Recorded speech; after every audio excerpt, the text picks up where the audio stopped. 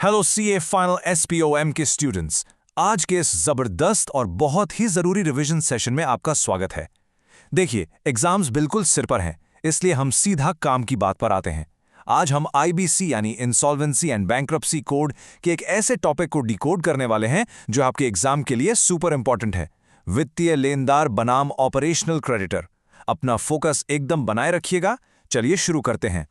फटाफट आज का प्लान देख लेते हैं। 1 ज्ञान की परीक्षा, 2 धारा 5(7) यानी वित्तीय लेनदार, 3 पैसे का समय मूल्य, 4 ऑपरेशनल क्रेडिटर क्या है और 5 एक क्विक रिवीजन समरी।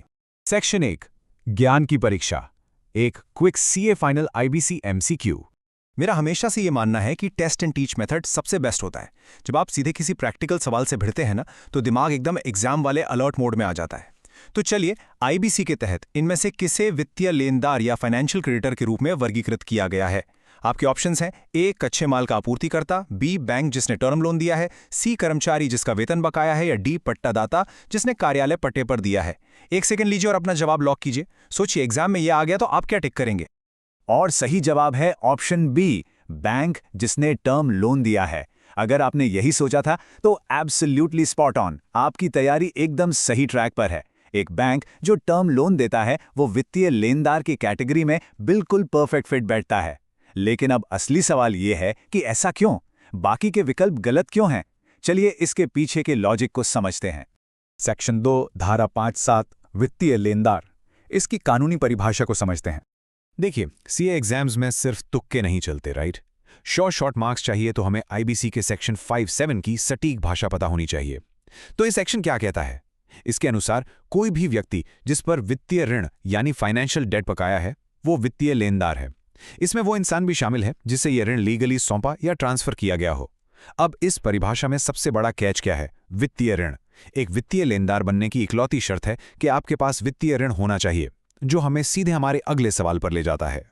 आखिर ये वित्तीय ऋण है क्या बीमारी?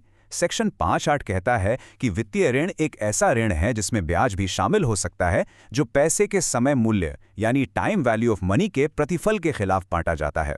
इसे थोड़ी आसान भाषा में समझते हैं। बैंक आपको लोन क्यों देता है? क्योंकि वो टाइम के साथ उस पैसे पर इंटरेस्ट कमाना चाहता है, करेक्ट?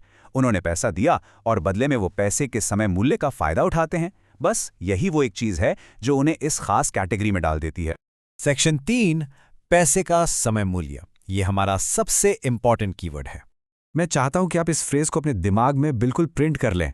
पैसे के समय मूल्य के लिए प्रतिफल यानी consideration for the time value of money. Exam hall में जब भी वित्तीय लेनदार का सवाल आए ना, तो आपको ऑप्शंस में बस इसी को ढूंढना है। क्या पैसे का लेन देन इस उम्मीद से हुआ था कि टाइम के साथ उस पर रिटर्न मिलेगा? अगर हाँ, तो वो वित्तीय ऋण है। ये लिटरली आपका लिटमस टेस्ट है। सेक्शन 4 ऑपरेशनल क्रेडिटर क्या है? चलिए गलत विकल्पों का एनालिसिस करते हैं। किसी भी सही जवाब को पूरी तरह से समझने के लिए हमें यह पता होना चाहिए कि बाकी ऑप्शंस गलत क्यों थे।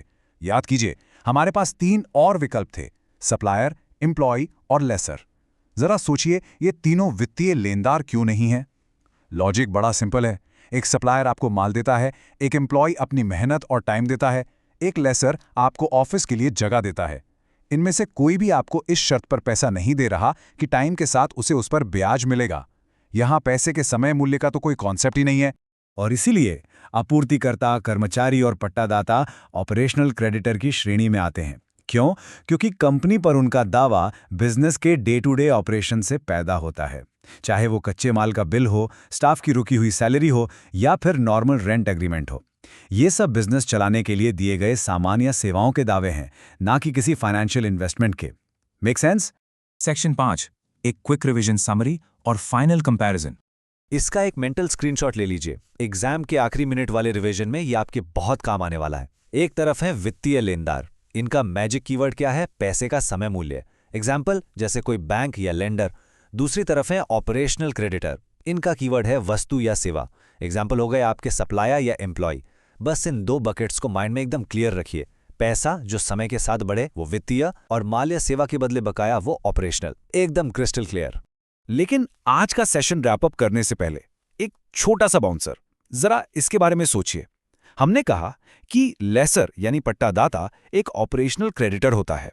लेकिन क्या होगा अगर किसी लीज का कैरेक्टर पूरी तरह से फाइनेंशियल हो, जैसे कि कोई फाइनेंस लीज? क्या तब भी वो ऑपरेशनल क्रेडिटर ही रहेगा या फिर वो वित्तीय लेनदार बन जाएगा? ये आईबीसी के नियमों का एक बहुत ही शानदार एज केस है जिसने कई बार एग्जाम में स्टूडेंट्स को घुमाया है।